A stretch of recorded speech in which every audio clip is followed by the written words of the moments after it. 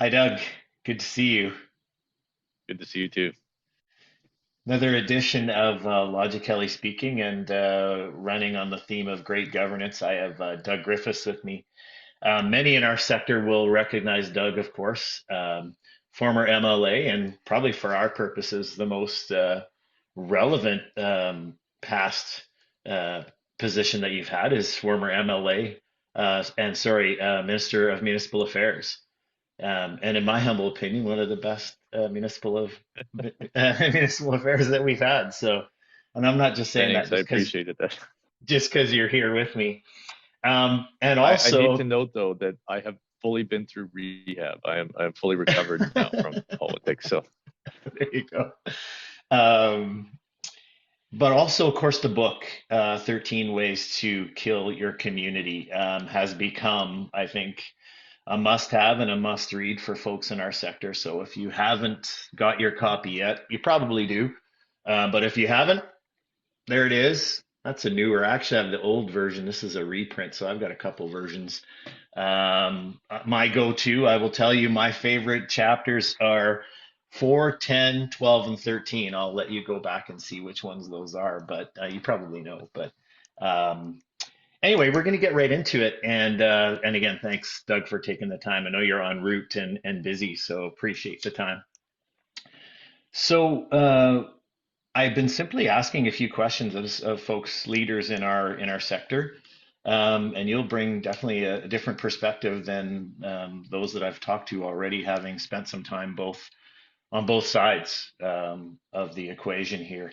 As well as an entrepreneur, there's all sorts of perspectives you have, but simply, I like the term great governance. I'm a passionate believer in it, but it's different. The term means different things to different people. So, from your perspective, what does that term mean to you when I use it? well, it means a lot of different things. I think ideally good governance means analyzing the situation appropriately and knowing how to approach a problem.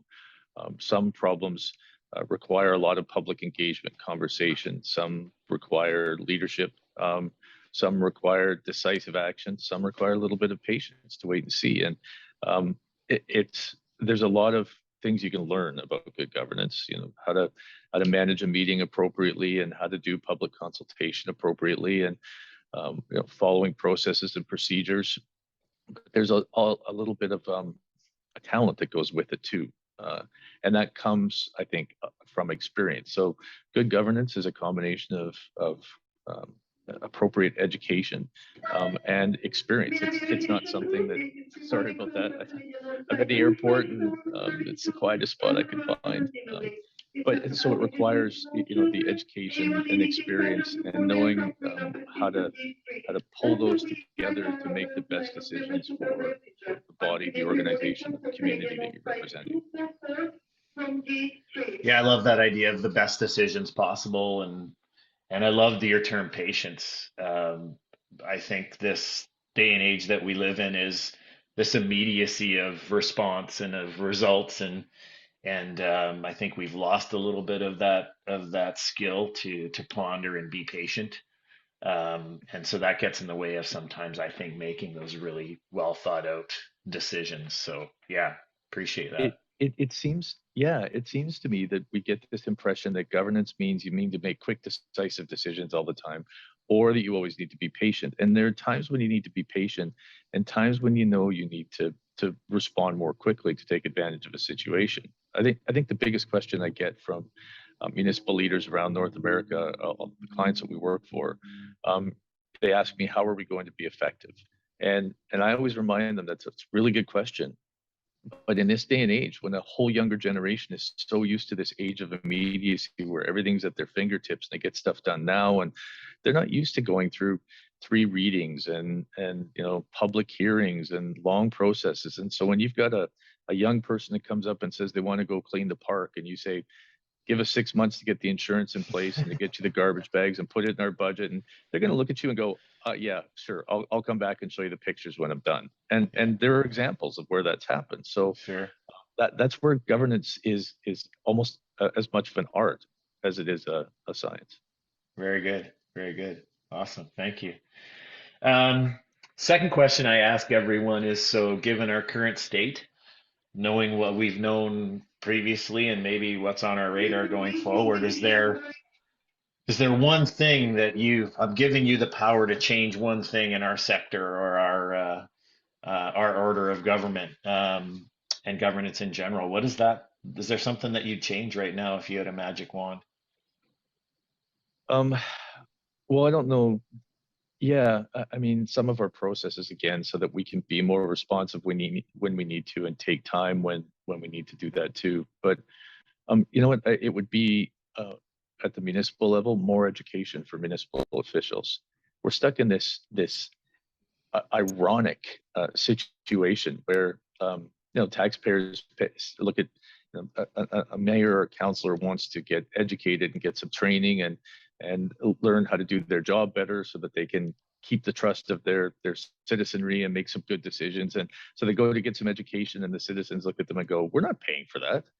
Well, well, you're going to pay for it if they don't get educated. I Yeah. mean, and make bad decisions one way or another. You're going to pay for it. And I think we have this mindset that our elected officials are supposed to do an amazing job and be flawless, yet we don't support them in getting educated so that they can make those smarter decisions. And I go Awesome. back to, I'm not a big fan of Richard Branson's, but I go back to his quote when he told one of his executive vice presidents, "I want to make sure that everyone in our company has access to education and we'll pay for it." And his vice president looked at him and said, "What if they get educated and then they leave?" He said, "What if they don't and they stay?" I mean, Yeah. one way or another, you pay for it. So Yeah. I prefer to pay for the education. And I think that is one thing I would build into every single municipality, and the mindset of the electorate to appreciate and support that. I will tell you that's one of my favorite answers I've heard, and I've experienced it in the past. Um, and I think it's a self-perpetuating thing as well. Internally, I can tell you one of the most unused budgets that we had in my past was training and development. And then ultimately, what happens if they continuously see it not being used, that's where they'll go and cut, right? Because we're not using it anyway. Well, no, I was always of the mind in my department, no, before they can cut it, I want you to go out and find an avenue to be the best at what you are doing right now. Be the absolute best at it. That's why I use the term great governance instead of good governance. I think there should be a very intentional effort at being great at this. Yeah. Yeah. Well, it also 100%. becomes self-perpetuating when there is no budget, because I have heard citizens say, "I'm not paying for those idiots to get educated." Well, then you're still going to have idiots. Like, not that they are. It they don't even recognize the irony of what they say. Well, they don't do a good job because they don't know what they're doing, but I'm not paying for them to learn how to do it better. Well, okay. I got chastised for wanting to use the term continuous improvement in a corporate plan of ours. And Really? it was probably the beginning of the end for me at that place because it was just I was I was absolutely gobsmacked that somebody would not want to continuously improve. But anyway, we move on. You and I could chat for a million years on this one, and I know it'd be great conversation. Um, so on the brighter side, though, is there anything currently going on that you've experienced or you've seen in your travels in governance that is inspiring you for our future? Well, I wish I could say I was more inspired than I am. Um, One of the biggest challenges we seem to be dealing with our clients in the U.S. and Canada, from coast to coast, is their lack of cooperation. And I would say, I think the lack of cooperation and collaboration between municipalities or within municipalities, between the municipal corporation and the chamber of commerce and volunteer organizations, whether it's within the community or between communities, it's the municipal plague of the 21st century. It is iconically the number one reason why communities falter and fall apart. So if I find inspiration, it's in some of those communities. I'm just coming back from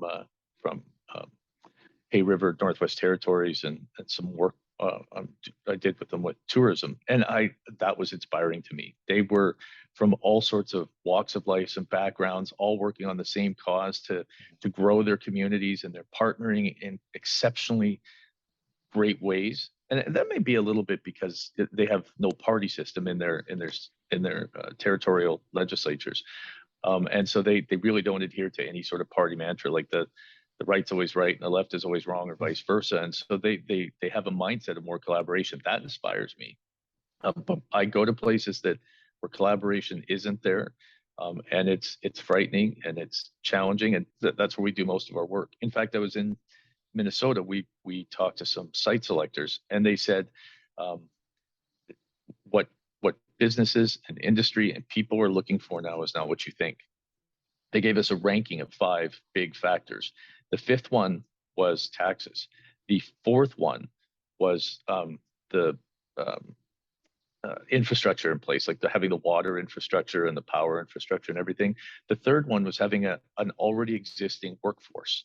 That was more important to them than the infrastructure in place or the taxes. The 2nd one was a quality of life, because they said that everyone is saying if you have a good quality of life, then you'll keep your workforce there and they'll be happy. And we've seen cases where businesses have moved away from decent sized communities because there wasn't enough quality of life. And yet those communities were pro-business. They just forgot that business needs people and people need a quality of life, which means they need a good community. And the number one issue, they said, is collaboration and cooperation. They actually get asked to go in to school board meetings, to town council meetings, and see if the municipalities can collaborate and if they are working together. And if they're not, they won't invest there, even if all the other things are in place. So to me, communities that are working on that collaboration sincerely are inspiring. And I wish I saw more of them, but the ones I do are really inspiring. Nice. Thanks for sharing. That's great. My experience working in some of the same or similar places as you. Um, Hay River, I'm imagining, is not an enormous place, but my inspiration comes from these really flexible, resilient, innovative, mid to small size places that just have to get things done because of these constraints they're facing. And I just wish some of the bigger places could learn from the smaller places rather than the other way around, because we assume, well, there's a lot of assumptions made that we can learn a lot from the big cities, when in fact, I think that's oftentimes where complacency lies, is because there are fewer constraints. Yeah, exactly. Thanks for this, Doug. It's been great. Thanks for obviously taking some time out of your very busy schedule. I like to end these off with a bit of gratitude, and gratitude to you from me for that opportunity to teach at Augustana. That would not have happened without your help, and it really inspired me to bring that into my business now. There's a lot of teaching of some of the value that I think I have, and to share that broadly. So appreciate that, and the time that you've taken. Thanks so much. You bet. Well, there's more opportunities, and next time I'm buying a beer and we'll talk about them. All right, Doug. Safe travels. Be well. Thanks. Take care.